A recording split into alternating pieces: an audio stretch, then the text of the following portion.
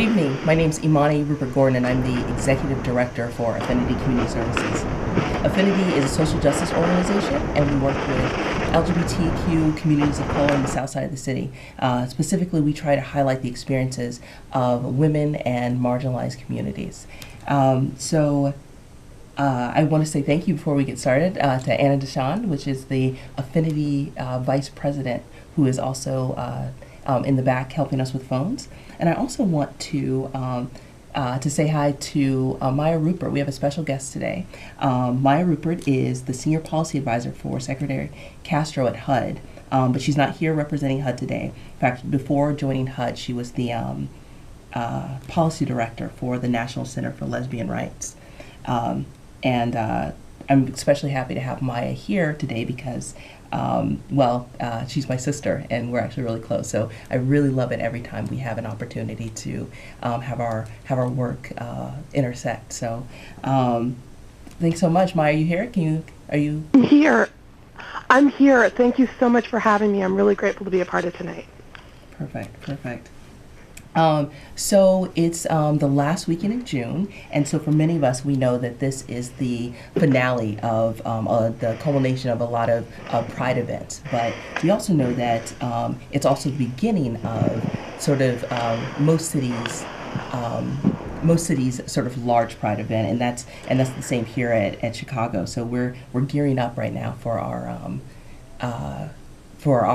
large Pride event this weekend. But in talking about Pride, it's been difficult to have these conversations without having a conversation about the tragedy that happened in Orlando when at least 49 LGBTQI people were murdered and dozens more injured in this act of violence. And that's something that we're still reeling from. And we know that this affected the Latino, Latina, and Latinx community hardest. And so, as a queer person, a queer woman of color, any acts of violence against, queer people of color really resonate with me and, stay very heavily on my mind and on my heart. So this is something I've been thinking a lot about lately. But we also know that violence against our communities isn't really a new discussion, and I guess that's kind of what I want to start our conversation talking about. So, I'm left wondering, this isn't a new discussion for us, but it seems that for some reason this experience, this Orlando tragedy, it seems to have resonated differently with some people, and for some reason it just seems different. And I was going to ask Maya, is that your experience too? Does this feel different? Yeah, Imani, that's a really great way of framing it, and it does. It feels very different. And I think this time feels different in the same way that Charleston felt different, right? I mean, anytime a mass shooting happens, and sadly they happen way too often in this country, but anytime one happens, it's a senseless tragedy. But I think what you're describing there and what's making this feel so different this time and what made it feel so different in Charleston is that this is a situation where people are being targeted for who they are, right? These are examples of somebody choosing to come into, in Charleston, a place of worship, and in Orlando, a place of celebration, right, during a month of celebration, and attack people based on their identity, based on their sort of core of who they are and how they identify. And tragedies like this don't happen in a vacuum, right? There's a sort of culture that is creating the context that leads to situations like this. And LGBT people have seen, we've seen so many advancements, and I think we're celebrating so many of those advancements this month. But still, there are no federal protections, right, for LGBT people.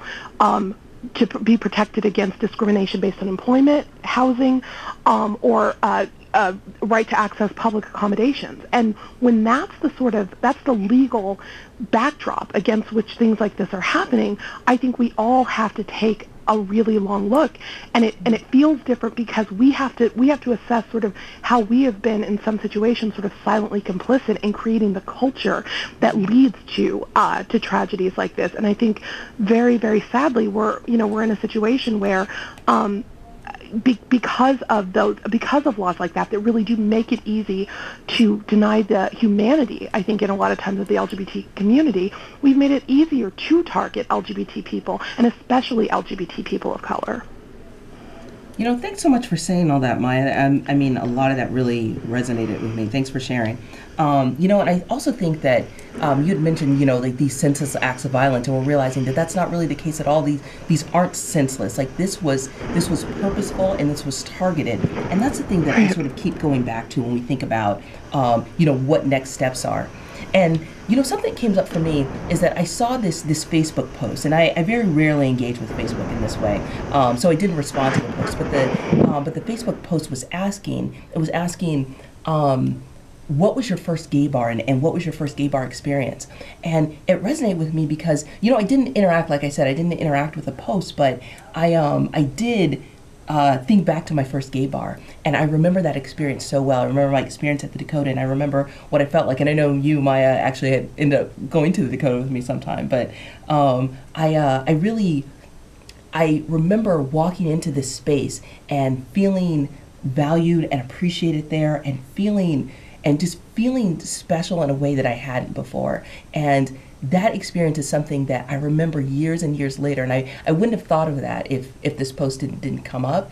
And I guess I find myself thinking about that. What would have happened if someone had invaded this sanctuary for me, this place that was so special, that did so much for me, what that would have meant for my future. Because when I think back on it, I even think that, my professional career, at least some of it, had to be hinged on, the fact that when I went into that space that I felt welcome in the way that I was. And so that's something that I start thinking about. And so I guess what I'm saying is, when we start thinking about, next, and I guess I'm wondering if we're on the right page.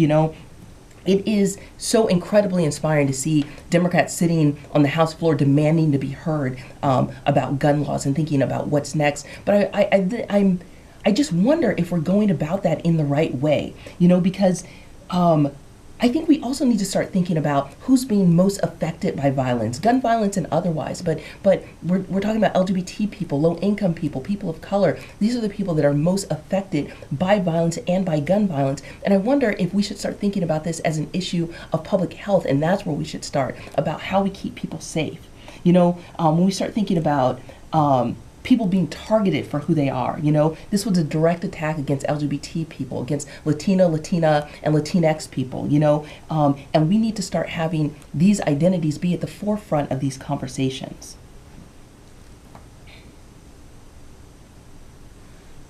And I'm sorry, I absolutely agree with that. And I'll say, you mentioned the sort of gun violence debate, and I think that's obviously a very, very important piece of this.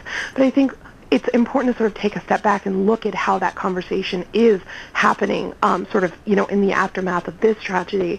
And what you see, I think, is this deliberate attempt and willingness to separate out sort of guns and gun violence, right, and keep them very separate. And I love what you just said, that we should shift this into, instead of being, this is about public health, it's about public safety. Because I think that when we think about this in terms of, there's sort of a right to guns, and then we're, and then sort of almost in opposition to that, we're talking about people who are victims of gun violence. It's sort of a right against sort of a protection. But I think shifting that frame a little bit and thinking about, there's on one side a right to the Second Amendment, the right to bear arms, but there's also a right to be free from harm. That sort of the public safety element you're talking about is also a right. And I think what's interesting is that when we have this conversation, the people that are sort of controlling it very often, it's not their right to public safety is not being implicated, because the people whose rights to be safe in public, the only people who that right is ever implicated for are marginalized communities, right? I mean, and the types of tragedies we're talking about, violence in a gay club on a specific night that is about celebrating Latino and Latina culture, violence in a black church. I mean, that's so steeped in history, and I think that the fact that it's easy for some people to separate out sort of the rights to public safety from the gun violence debate it's illustrative of the fact that we're talking about a type of violence that is disproportionately impacting certain communities. And so really we need to, that needs to be a piece of this conversation, that we're talking about a right on both sides, and we're talking about a right to public safety, and that right to public safety is something some people are taking for granted, and unfortunately too many people in our community can't take that for granted. Right. Thanks so much, Maya. We've been talking about how this is disproportionately affecting communities of color, but, some of the unfortunate realities is sort of the racism that's coming out of this as well. This focus on Islamophobia that's coming out and branding this person as, this man as a foreigner after completing this act of terror, when actually we're talking about a white American, just, what that looks like. And, we continue to see, this isn't new, but this pitting of two marginalized communities against each other, it's damaging to the communities, and it's so incredibly cynical as well, and it also is, creating this idea that there are no Muslim LGBTQ people as well, and that's something that we want to move away from. At Affinity, we try to spend our time talking about intersections of identity, trying to work so that this exact thing doesn't happen, because it's so incredibly damaging to the communities. And it's worth talking about what happens when marginalized identities are pitted against each other. When one is told that their legitimacy is based on the delegitimacy of another marginalized group, like who is actually getting hurt there? The winner there is only the status quo, and what ends up happening is the marginalized identities continue to be hurt. And we act like equality is something like a zero-sum game, that for one community to have full equality, that somehow takes away from another community having equality, And the LGBTQ community is told in this situation that in order for our identities to have full acceptance, that the majority of we have to reject the Muslim community, and that's not something that's true, and that's not something that we want part of us, and we're never going to win if we continue to buy into this false dichotomy that there isn't enough equality for all, and that's something that consistently happens when we're talking about marginalized groups, and that's something that we have to constantly work against, but we have to make sure that we're working against it and recognizing it when it happens. We end up fighting each other for scraps when that is completely unnecessary. We're creating this dynamic where it seems like there's this scarce commodity for equality, and that's not something that we have to do at all. And we know that there are leaders, that are out there that are trying to put us against each other, and we end up perpetuating our own oppression by doing that, which is really a terrifying scenario if you think about it. And so we want to make sure to call these things out when they happen, because we are the ones that get hurt by it, and we're under the impression that we're actually trying to help ourselves or to save ourselves. And so we want to make sure that that's not something that we're doing in this instance.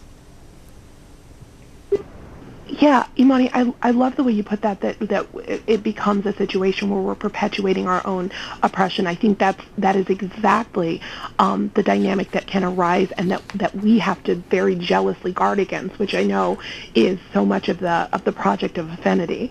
It really is a terrifying situation, and you talked a little bit about sort of cynical leaders who are kind of doing that, and I think we have to acknowledge. Right after Orlando, Donald Trump made some really disturbing comments where he basically sort of doubled down on his rhetoric around immigration.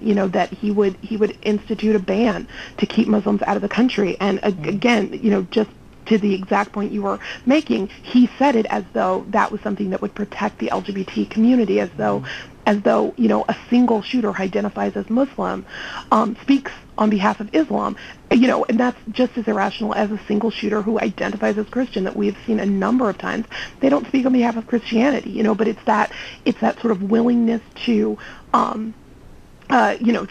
paint entire communities with one broad brush, and to do it in a way that sort of pits people against each other. And I think, honestly, this gets to why a lot of people have been talking so much today about, the quote-unquote Brexit situation, which honestly I need us to stop calling it that, because it's not cute anymore. Now that it happened and the Great Britain voted to leave the EU, it's incredibly dangerous and it's scary.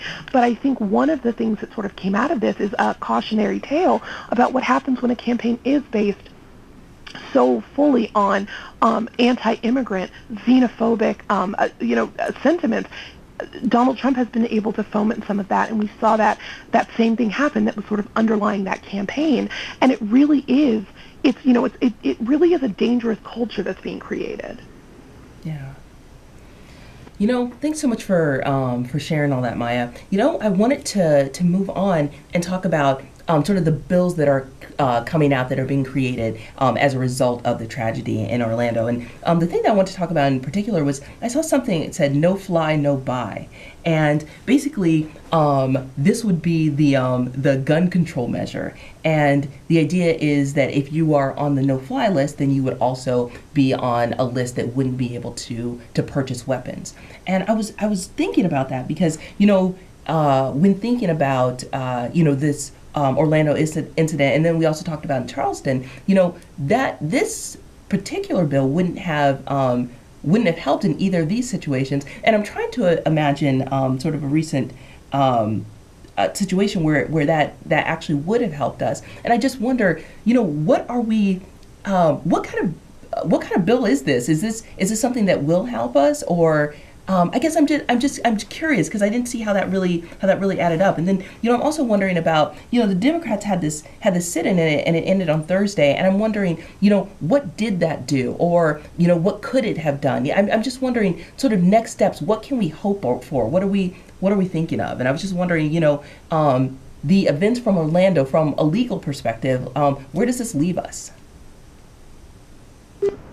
Well, honestly, I mean, I think it leaves us really in a period of confusion, unfortunately. I think you're exactly right. That we have a couple of bills that are being considered, and House Democrats and Senate Democrats have done a really great job in really trying to, sort of demanding to be heard on this. And there's something really powerful about that. And so I think, if nothing else, you can take away the sort of, there are those moments where somebody needs to stand up. And the fact that our leaders are doing that in a moment like this and demanding some kind of action, I think, should definitely be seen as a net positive.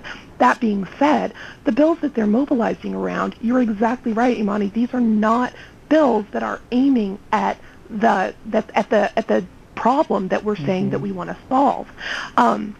The no-fly, no-buy is exactly right. It is putting people who are on the no-fly list also on a list where they can't buy guns. Well, there are a number of problems with that. One, sort of those no-fly lists are compiled with a lot of the same sort of the same kind of stereotypes and Islamophobic stereotypes that we're talking about. Really, we saw in sort of the aftermath of the Orlando shooting. So it is sort of kind of doubling down on really what are very dangerous stereotypes. Those lists are not reliable, and they're very often racially profiled, and that's particularly that is a particularly damaging stereotype to perpetuate in situations like this, because more often than not, the mass shootings that we're talking about, these tragedies that are just becoming way, way too frequent, are being perpetuated not by people who would be flagged by a no-fly list. I mean, it's definitely an act of terror, but unfortunately, when we talk about terror, we are very often talking about the Muslim community. That's the sort of image that comes to mind, and these acts of terror are disproportionately being perpetuated by Americans and by white men. In the 49 mass shootings that we've had since September 11th, according to Mother Jones, over half of them have been committed by white American men. And when that's the face of the perpetuator, it's a really damaging stereotype to have a bill like this being the thing we all mobilize around when it's not aiming at the problem that we're actually trying to solve. Maya, thank you so much for being here. Really appreciate it. You've been absolutely wonderful. And, I am reminded in moments like this the importance of the work that we're trying to do at Affinity, and for other grassroots organizations and organizations really working to build and bridge intersections between communities, because it's really dangerous if we don't continue to do this and recognize when these things are happening, when these are coming up in our communities, but in sort of these larger communities as well. I want to thank you so much, Maya, for joining us. You were wonderful. Really appreciate it. And Anna, thank you so much for making sure that Maya made it through. And lastly, I want to say that you can find out more about us at Affinity if you can visit us on our website at affinity95.org.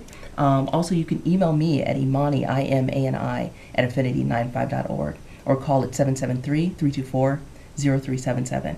Also, if you want to see more about Affinity, we are going to be out all weekend. Tomorrow is Dyke March. We will be there marching, and then we're going to be in Humboldt Park, so come by and say hey to us. And then also, if you want to see us, we're going to be at the Pride Parade. We'll be marching with some of our community partners, and then we're going to head over to Cricket Hill, Montrose Beach, and we'll be there for Black Pride too. So thanks so much for being here. Appreciate it. Maya, thanks so much for joining us today. Bye now.